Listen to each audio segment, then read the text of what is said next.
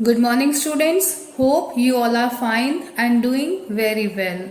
Take out your EVS book. Today we will start our new chapter 12. Houses good and clean. So tell me, students, before starting this chapter, why we need a house? हमें house की जरूरत क्यों होती है? Because it is our basic need and it provides us shelter. Okay students, because जो घर होता है वह हमारी एक बहुत बड़ी जरूरत होती है. वह हमें डिफरेंट काइंड ऑफ वेदर से प्रोटेक्ट करके रखता है. And which are these weather? These are winter, summer, autumn, etcetera. So जो डिफरेंट काइंड्स ऑफ वेदर होता है उसे हमें हमारा घर प्रोटेक्ट करके रखता है. So here Saina is saying something. I live in a house with my family. मैं मेरे घर में मेरी फैमिली के साथ रहती हूँ. Grandfather, grandmother, aunt, uncle, mother, father, ये सब क्या होती है? एक फैमिली होती है. A house is one of our basic needs. एक घर हमारी बहुत बड़ी जरूरत होती है. It provides us shelter. यह हमें शेल्टर देता है. Besides giving us shelter, our house is a place where we feel safe and loved. यह हमें एक शेल्टर ही प्रोवाइड नहीं करता है. हमारा घर एक ऐसा जगह होता है जिसमें हम बहुत सेफ और प्यार फील करते हैं, जिसमें हमें डर नहीं लगता है. जो लोग फुटपाथ पे रहते हैं उनके पास घर नहीं रहता है और उन्हें हर टाइम ऐसा डर लगा रहता है कि कहीं कोई हमें उठा नहीं ले जाए, कहीं वेदर हमें हार्म नहीं कर दे और हम ऐसे फुटपाथ पे कैसे रहें. But our house always gives us protection. So we need a house for many reasons. घर बहुत अलग अलग कारण ऐसे होते हैं जिससे हमें घर की जरूरत होती है. It protects us from the changing weather like heat, cold, rain and strong winds. घर हमें किससे प्रोटेक्ट करता है? अलग अलग वेदर से, जैसे बहुत गर्मी, बहुत सर्दी, बारिश और तेज जो हवा चलती है, उन सब से हमें हमारा घर प्रोटेक्ट करके रहता है. अगर हमारा घर नहीं होगा तो जब समर वेदर होगा तो बहुत तेज धूप होगी, हम वह सरवाइव नहीं कर सकते. Because we can not stay without fan and AC और कूलर. हमें उनकी जरूरत होती है. In cold also we can not survive on the road. हमें हमारे घर में की जरूरत रहती है. Rain and strong winds also protect us from our house. We can keep our belongings like clothes, jewelry and utensils safely. जो हमारी रोज की जरूरत की चीजें हैं वह सब भी हम अपने घर में उसे रख सकते हैं. अगर हमारे पास घर नहीं होगा तो हम हमारे कपड़े, ज्वेलरी, यूटेंसिल्स मीन्स बर्तन सब कहाँ रखेंगे? जो लोग फुटपाथ पे रहते हैं उनके पास घर नहीं होता है, उनके पास बहुत सारा सामान भी नहीं होता है, तो उनको फुटपाथ पे सरवाइव करना पड़ता है. बट हमारे पास हमारे घर में जो वार्डरोब में कपड़े होते हैं, ज्वेलरी होती है और किचन में यूटेंसिल्स हम आराम से इजीली एक मैनर में अरेंज करके रख सकते हैं. We can stay with our loved ones comfortably.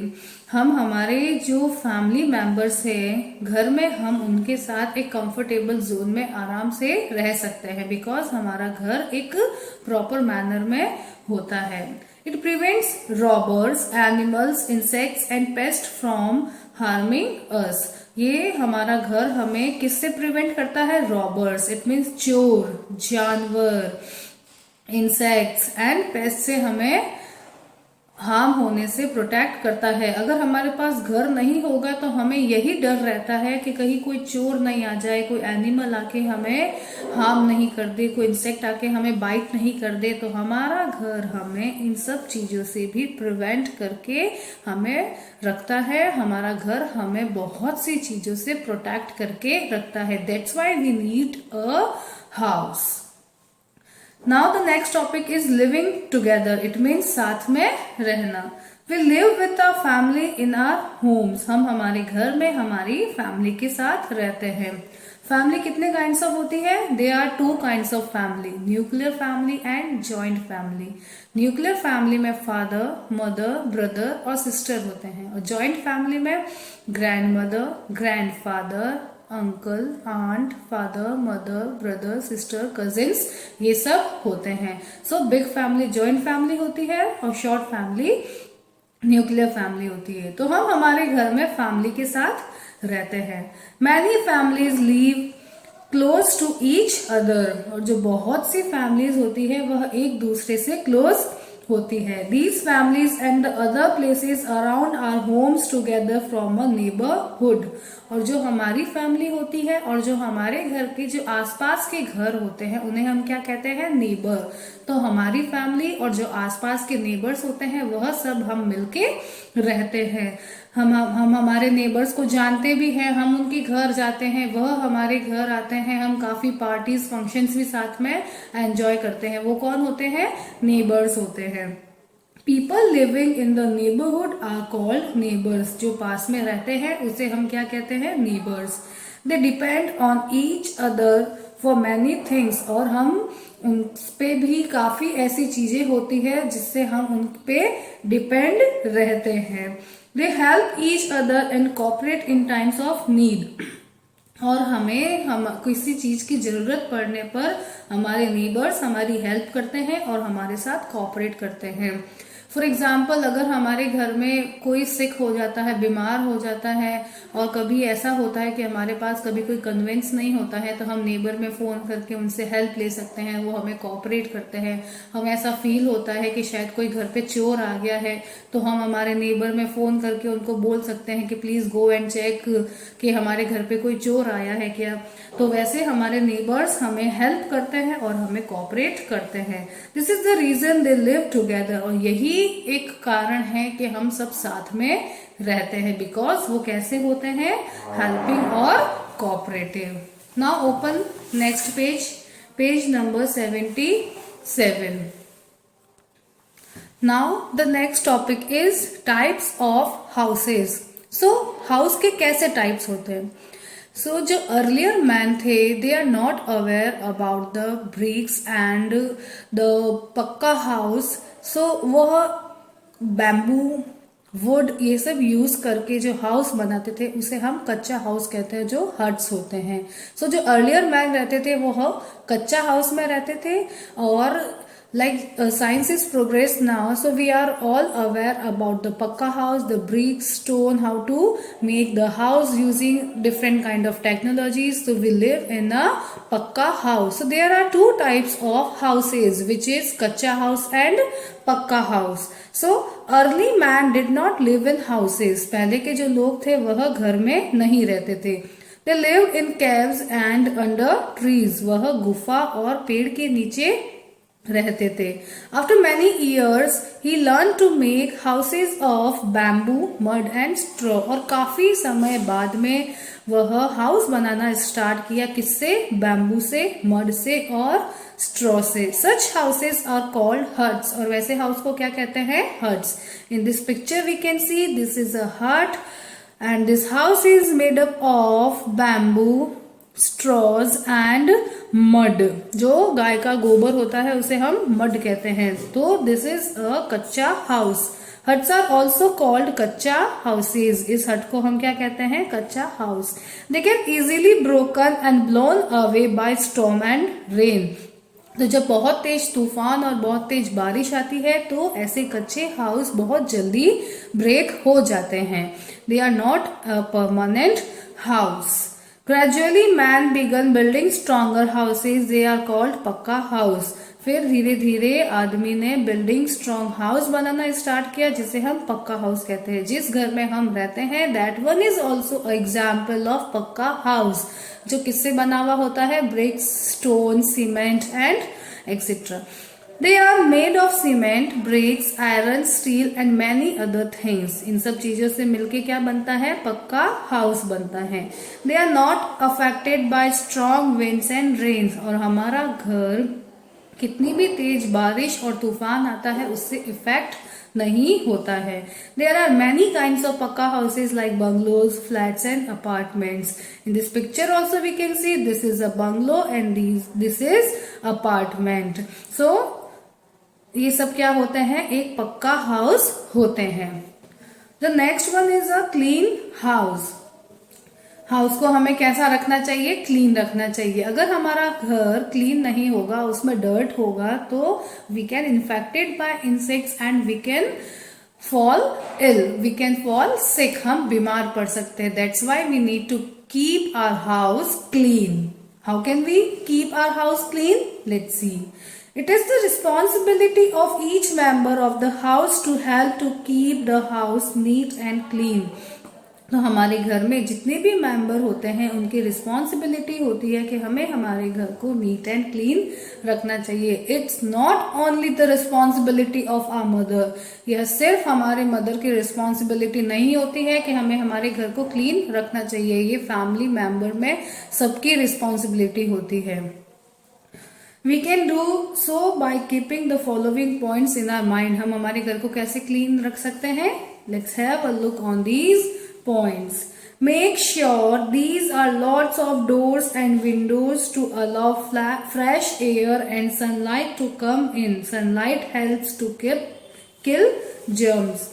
हमें हमारे घर में जो बहुत सारे डोर्स और विंडोज होते हैं उनसे हमें जो सनलाइट और फ्रेश एयर होती है उसे घर में आने के लिए उसे अलाउ करना चाहिए। उसे हमारे घर को हमें टोटली कवर्ड और पैक नहीं रखना चाहिए, बिकॉज सनलाइट आने से क्या होता है, जो जर्म्स होते हैं वह किल होता है। सनलाइट से हमारे घर का एनवायरनमेंट क्लीन और कलरफुल लगता है, अदरवाइज हमें वह घर बहुत डल और ऐसा फील होता है कि हमारे घर में फ्रेश एयर है ही नहीं और वो एटमॉस्फेयर बहुत सोफोकेटेड हो जाता है। इसलिए हमें हमारे घर में फ्रेश एयर को और सनलाइट को आने देना चाहिए।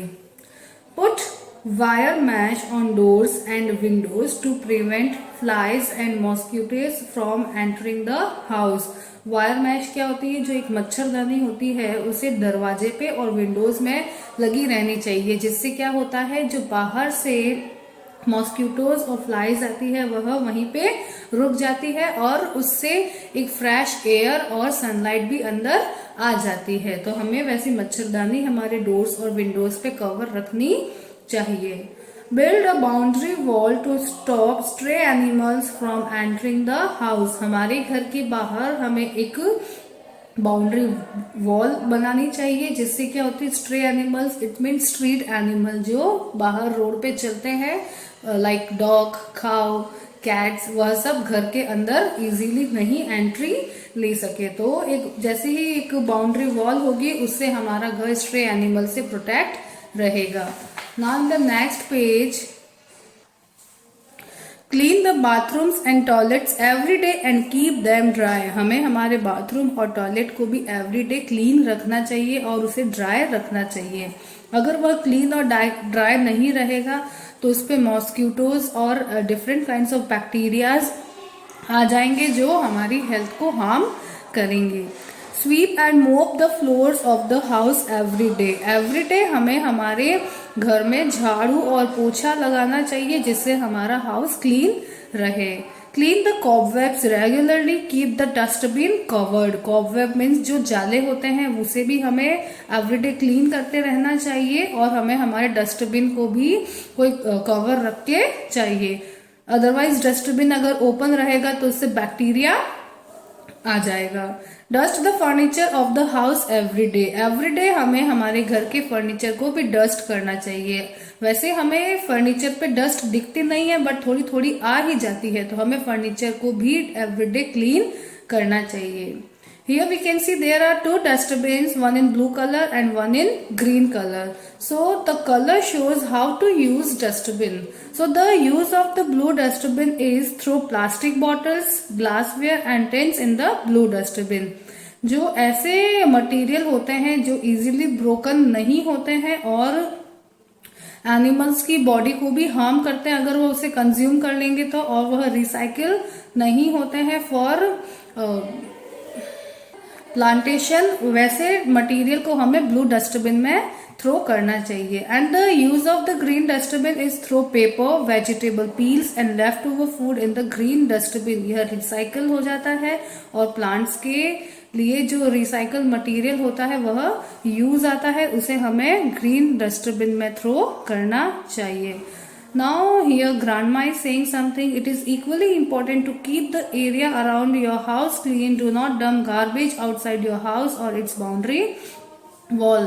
हमें इक्वली हमारी फैमिली में जो मेंबर्स रहते हैं उसे हाउस को पूरा क्लीन रखना चाहिए, सब मेंबर्स को इक्वली हेल्प करनी चाहिए। और डंप मीन्स फेंकना, जो गार्बेज होता है, जो खाने पीने का जो लेफ्ट ओवर होता है वह गार्बेज, और जो भी दूसरा जो डस्टबिन का कचरा होता है उसे हमें घर के बाहर भी नहीं डालना चाहिए और बाउंड्री वॉल के बाहर भी डंप नहीं करना चाहिए। उसे हमें जो डस्टबिन का यूज होता है अकॉर्डिंगली फिल करके जो बाहर एक गाड़ी आती है उसमें ही हमें थ्रो करना चाहिए। With this we can clean our environment also. हम ऐसे करके हमारे एनवायरमेंट को भी क्लीन रखेंगे। So that's all for today. We will continue in the next session. Thank you. Stay home, stay safe.